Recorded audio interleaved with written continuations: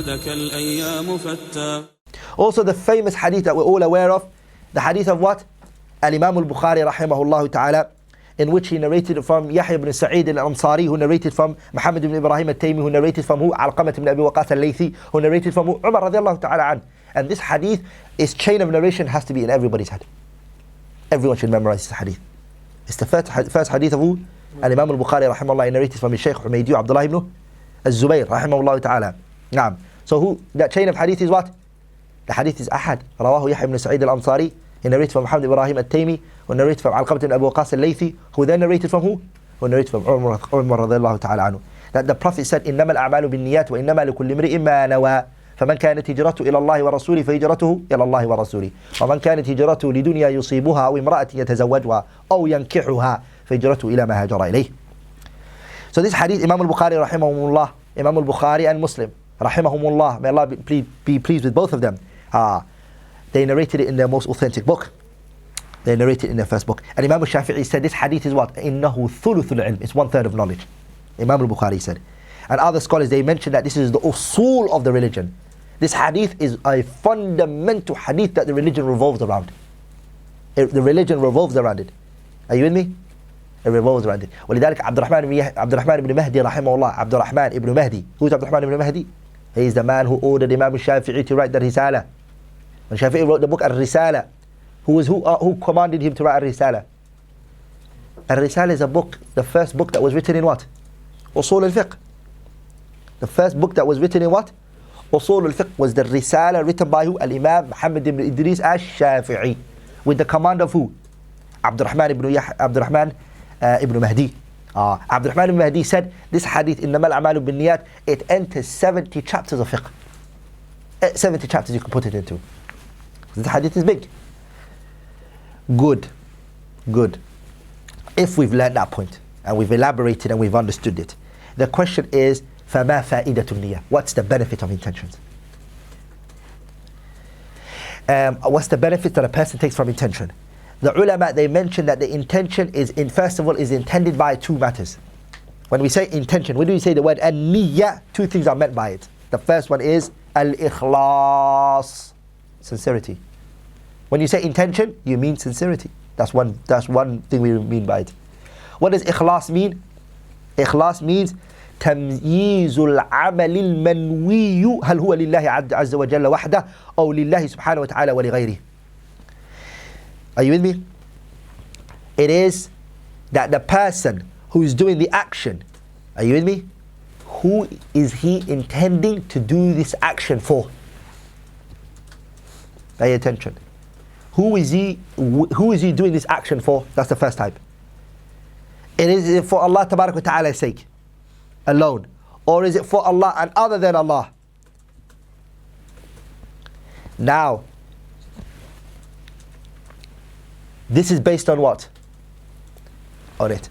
The scholars, they mention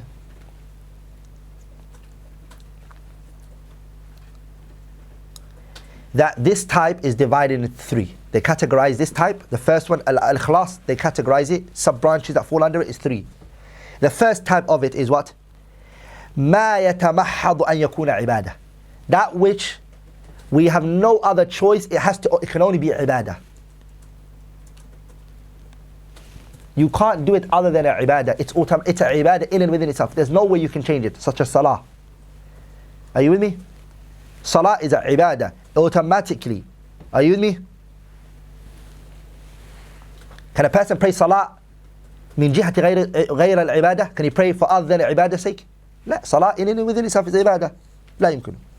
This action is يتمحض أن يكون عبادة. It's purely a ibadah. No one can divert that from it. So this one, what do we say? This one we say فَلَا بُدَّ فِيهِ مِنَ النِّيَّةِ. There has to be an intention for this one. لِكُلِّ النَّاسِ, every individual, particularly. Everyone has to have his intention. And this action, are you with me? And this action, which is the salah, the people are three types in terms of their actions towards it. Are you with me? So we broke down the first type, which is ikhlas, into three. And we're on the first one, which is what? That which purely is ibadah. No other way you can use it. And that one is the people's actions in regards to it is of Three types. People who do it, من فعل هذا الفعل يبتغي به وجه الله. A group of people who do this action purely for the sake of Allah subhanahu wa ta'ala. They only do it for Allah tabarak wa ta'ala, say. Why? من أجل أن ينيله الآخرة. He wants to get the hereafter for it. This person for what does he get? فهذا هو المثاب. This person is rewarded. He's the one that we refer to as what? Al-Muwahhid.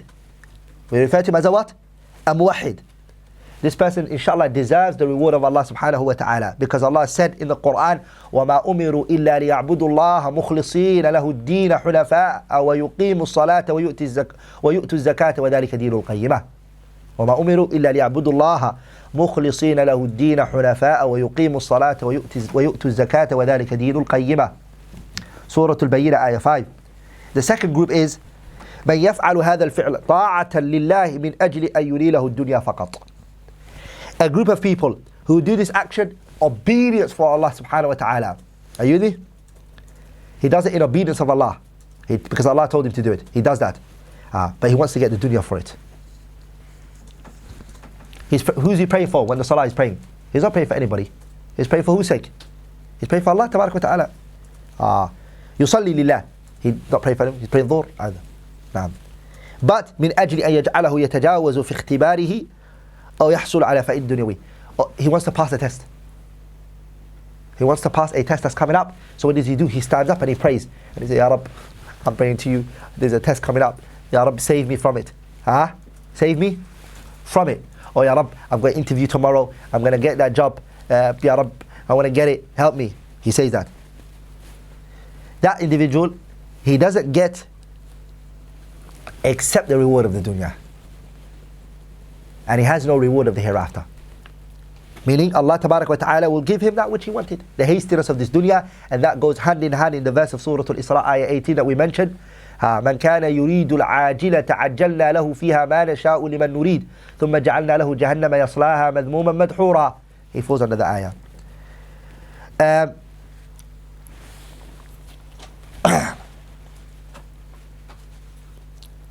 Number 3. A person who does this action to get closer to Allah and also for other than Allah. He does it for Allah and he also does it for other than Allah as well, simultaneously. He worships Allah and he worships other than Allah. He associates partners with him. These ones are who? Ahlu shirk. They are people who have fallen into shirk. These are the ones who their iman is gone. ناقضوا أصل الدين الإسلامي. They have nullified the original fundamental essence of their religion. And Allah tabarak wa ta'ala explains them in the Qur'an, إنه من يشرك بالله فقد حرم الله عليه الجنة ومأواه النار وما للظالمين من أنصار. That's what the verse that falls on them, which is the 72, ayah 72 in Surah Al-Ma'idah. Very good. Those people are mushrikeen. Allah tabarak wa ta'ala made Jannah haram for them. Their hellfire will be their abode. And Allah will never give any power or care towards the zalimeen, the wrongdoers.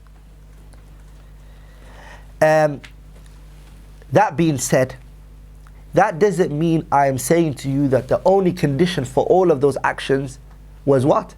Ikhlas. Because I'm only dealing with that issue now, I only brought that one up. But there is another condition that has to be met, which is al-mutaba'ah. The Prophet has to be followed, alaihi salatu wasalam. Na'am. But I am not dealing with that point right now.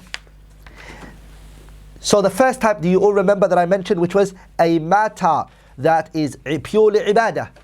A matter that is purely ibadah. Now the second type. ما لا يتمحض أن يكون عبادة. Something that doesn't have to purely be a ibadah. A person can do it from an angle of it being an ibadah, and they can also do it from an angle of it not being an ibadah. It can be an ibadah, and it can't be an ibadah. It can be both. And the evidence for that, or the example for that is النفقة على القريب. It is financially aiding and supporting a close family relatives, your family members. Looking after your family members. This falls under what? This falls under this part. It can be a ibadah and it can't be a ibadah. You see. Also, radd ad-dayn, giving back the debt that people have given you. giving back debt. Those type, it can be على جهة العبادة. قد تفعل على جهة العبادة. It can be done in an angle of عبادة. وقد تفعل على جهة غير العبادة. And it can be done for other than عبادة. And the people in regards to this one are of three types again. There are of what? Three types. The first one is من فعل هذا الفعل قربة لله. A group that do it for whose sake? They do it for Allah تبارك وتعالى sake. And the Prophet mentioned that one in the hadith of who? In the hadith of Sa'ad ibn Abi Waqqas. In the hadith of Sa'ad ibn Abi Waqqas, where the Prophet said, إِنَّكَ لَن تُنْفِقْ نَفَقَةً تَبْتَغِي بِهِ وَجْهَ اللَّهِ إِلَّا أُجِرْتَ عَلَيْهَا حَتَّى مَا تَجْعَلُ فِي فَيِّ امْرَأَتِكَ. That you do not give something to people. Are you with me? Infaq, and you provide for the people. Except what? You do it for Allah Tabarak wa Ta'ala say, even to the extent that which you place in the mouth of your wife, you'll be rewarded for it. This one is not, you can do it without. You can take a spoon, just place it in your wife's mouth, and lapis. It can be a ibadah, and it can also not be a ibadah. What makes it ibadah? Your intentions make it ibadah. The minute you start to intend for Allah's sake, it becomes a what? Ibadah. And the minute you take that away from it, it's not a ibadah, it's something mubah. It's permissible for you to do it. You see? The issue here right now is, what does this person get? This person, he gets فَحُكِمَ لَهُ بِاسْتِحْقَاقِ الْأَجْرِ. He gets the reward. Whose sake did he do it for? He did it for Allah Tabarak wa Ta'ala's sake, to get closer to Allah. He gets reward for it. He gets a reward for it. Because he intended this action to get closer to Allah. Anyone who doesn't have no intention, he just does it, he doesn't get no reward for it. And that's where we bring all the narrations together. Number two, the second part of the people of this type, the second type, is those who do it to get closer to other than Allah. The issue is not an ibadah in and within itself, but they're doing it to what? They want to get closer to who? Other than Allah. For example, a person who takes off their clothes to get closer to Allah Tabaraka wa Ta'ala in doing this action. Other than Allah. He's doing it for other than Allah, He's doing it for who other than Allah. Like what the mushrikeen did by going to the Kaaba and taking off their clothes. Wanted to get closer to who? Other than Allah Subhanahu wa Ta'ala, their aliha, and that which they had. This one, the ulama, they said this is sarfu shay'in min al-af'ali. Even that though the action is not an ibadah in and within itself, lakin yunwa. There are people who intend from it a ibadah for other than Allah. You're not allowed to do it. Rather, the Shari'ah went on to another level that, are you with me? That even if you do not, are you with me? Even if the issue you're not intending to do it, are you with me?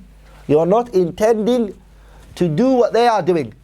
Are you with me? The mushabaha al-zahira, the outer resemblance, even the Sharia prohibited it. Even if you don't. For example, there are times when salah is prohibited, such as when the sun is rising. The Prophet prohibited us to pray. Why? Even that your intention isn't to worship shaitan, but there are those who are out there who are worshipping shaitan, and from the outer, you're going to look like each other. So those who come to you and say to you, brother, I'm not trying to imitate this rapper, or I'm not trying to imitate this or that. I'm just merely wearing it because I like it. It's a good style. I just like it. It's haram. Even if you don't intend it. The mushabaha, the resemblance from the outer. Shaykh al-Islam ibn Taymiyyah, rahimahullah ta'ala, he explained this in extensive details in his book, اقتضاء الصراط المستقيم لمخالفة أصحاب الجحيم. The third type is what? من فعل هذا الفعل بدون نية العبادة. The person does it without the intention of, without any intention of ibadah. He does it as a norms, custom. That person, he doesn't deserve a reward whatsoever. He doesn't. Very good. The third type now, in terms of the ikhlas, the third type, which is the last one, which is at-turuq, leaving off things. of leaving things. At-turuk, to leave of things, such as leaving zina, leaving drinking khamar, leaving off smoking, and other things that are haram. Then people in this action are only two types. A people who have left the haram in hope of reward. He left this haram raghbatan fil ajr wa thawab. He left this and he wants a reward for it, inshallah ta'ala. فَيَسْتَحِقُّ الْأَجْرَ وَالثَّوَابِ. That person, inshallah ta'ala, he deserves a reward from Allah subhanahu wa ta'ala. The second one is what? مَنْ تَرَكَهُ بِدُونِ نِيَّةٍ. One who had left it without any intentions.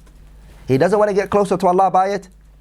He had left it because it never came to his mind. لأنه لم يرد على ذهني. This matter didn't even come to his brain. You see? Or he left it because there is illnesses that are attached to the smoking, and he realized that there are illnesses with it. Or khamar, it has these illnesses. Or zina, it has these illnesses. He leaves it for that sake. And he doesn't leave it for the sake of Allah, then this person doesn't deserve a reward. He doesn't deserve a reward because he never left it for whose sake? Allah tabarak wa ta'ala. He didn't leave it for Allah subhanahu wa ta'ala's sake. If that's the case now, as a side benefit, which is important, which is, what is where does seeking knowledge fall into all of these that we mentioned?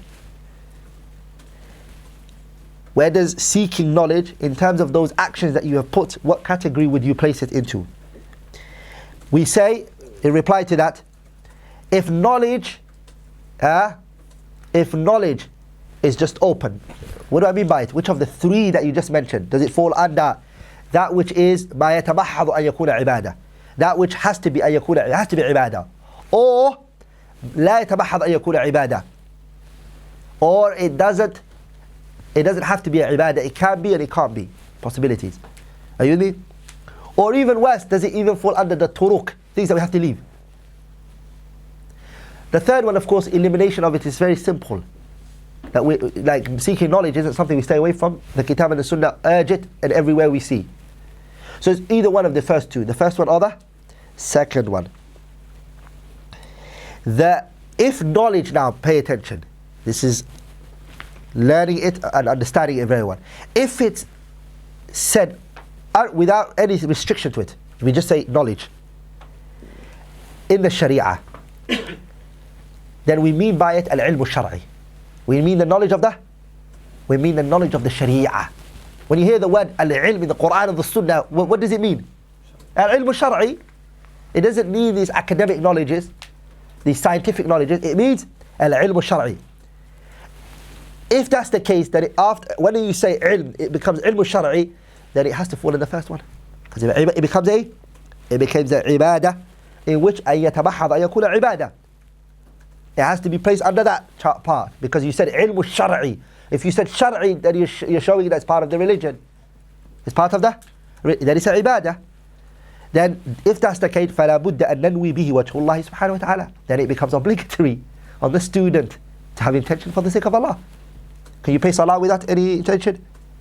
La, then seeking knowledge, you have to have intention for it. That is it. As for seeking other than the sciences, other sciences and other knowledges, because it's not shar'i, like medicine, like chemistry, like physics, then this one, because it's restricted to other things, which is scientific knowledge and not Shari'ah knowledge, then it doesn't fall under the first part. It becomes the second type, which is ما لا يتمحض أن يكون عبادة. Are you with me? With your intention, you get rewarded for it. You're studying medicine, and you're going to university and you're studying medicine, you get rewarded if you have the intention of Allah's sake. Ya Rabb, I'm learning this for you. I want to get reward. I want to help the Muslim Ummah who are suffering. You get reward for it. If you don't, and you want to get money and you do it, then you fall under the ayah من كان يريد العاجلة تعجلنا له فيها ما نشاء لمن نريد ثم جعلنا له جهنم يصلاها مذموما مدحورا.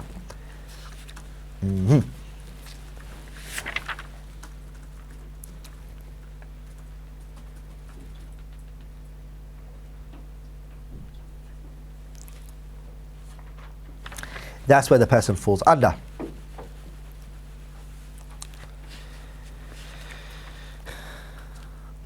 No, that ayah was used for من كان يريد العاجلة عجلنا له فيها ما نشاء. We used it for when it's عبادة محض, when it's pure ibadah. لا, this is not for it. That ayah doesn't apply to it. The hadith of Sa'ad ibn Abi Waqqas, إنك لن تنفق نفقة تبتغي بها وجه الله إلا أجرت عليها حتى ما تجعل في في امرأتك, applies here.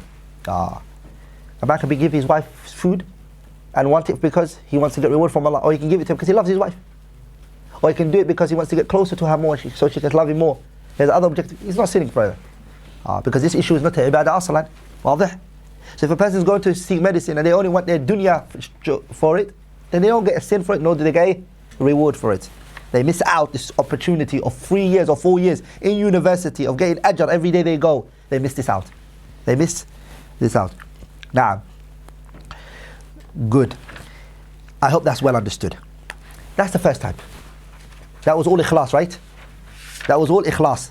The second type that the niyyah is meant by is tamyizul amal al-manwi. The first one was what? The first one was what? Tamyizul amal al-manwi. To distinguish between the action. Hal huwa lillah is the action for Allah. Here is what? To distinguish the actions in which you're doing from one another. Is to distinguish the ibadat from one another. And they come in types. Are you with me? To distinguish two actions from one another, not for who you're doing it for.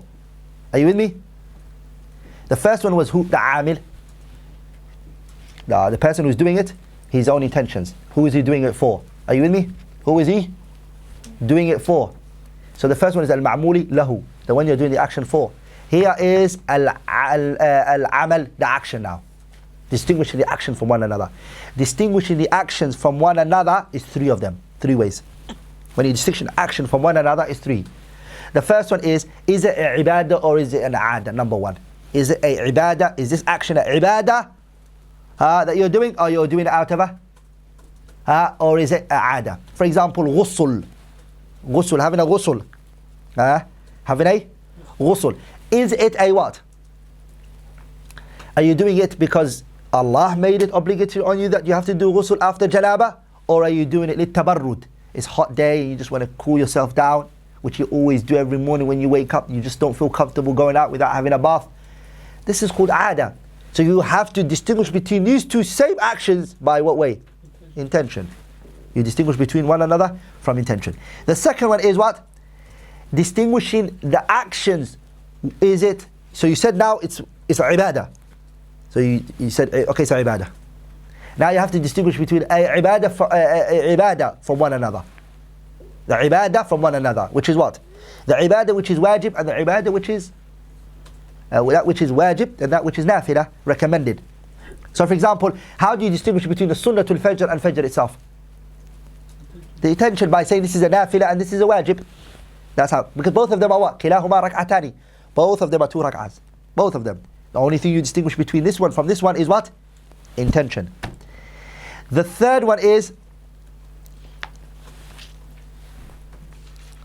distinguishing between a'yanul ibadat. Distinguishing the actual what? The actual ibadah that you're doing here right now from one another. The ayn.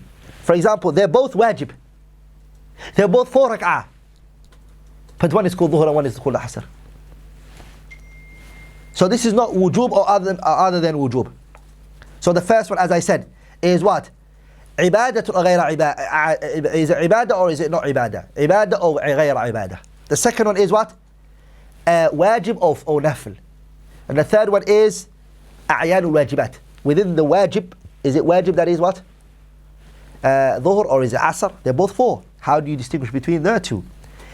If that is clear, and we have explained that very well, then here the question arises, which is, where does the intention come from? Mahallun niyyah.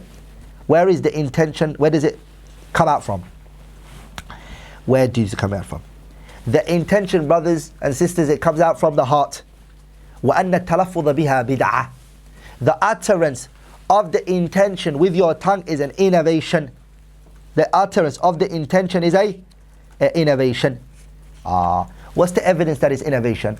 لِعَدَمِ وُرُودِ النَّص, because there is no text that has been brought to us that the Messenger did it, alayhi salatu wasalam, and not the Sahabas did it.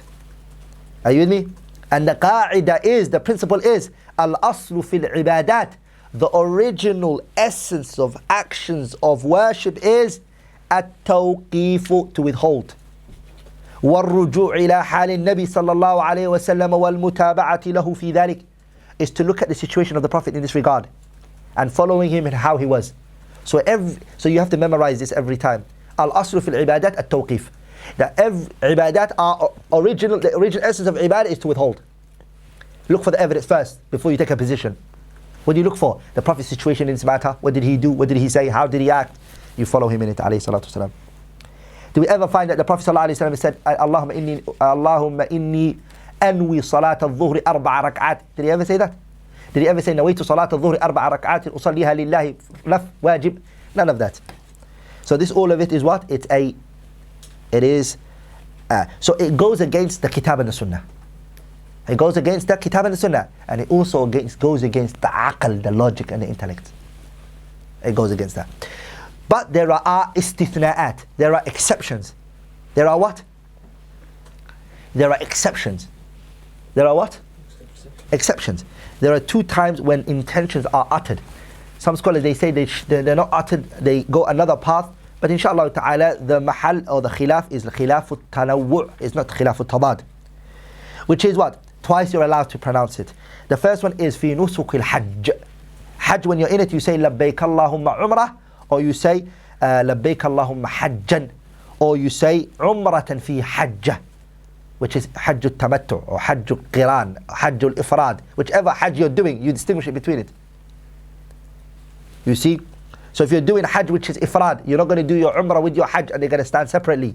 Then you make an intention. If you're doing qiran, then you make an intention. If you're doing hajj tamattu', which are the 3 types of hajj, then the umrah and the hajj are going to emerge and they're together, and you're not going to leave your ihram whilst you're in umrah, then the intention has to be different. So you have to utter it, because who did this? The Prophet. Do we follow him? Na'am, alayhi salatu wasalam. The second time is the dhabh, when you're slaughtering. You utter it loudly. The sunnah is on that. The Prophet ﷺ used to say, Bismillah, Wallahu Akbar, Allahumma hadha mink wa ilayk. Oh Allah, this is from you and to you. To you, be I slaughter it for you. Is he saying intention? What, loudly? So, the Messenger ﷺ did it, and there we find it. We are also those who follow him, alayhi salatu wasalam, in it.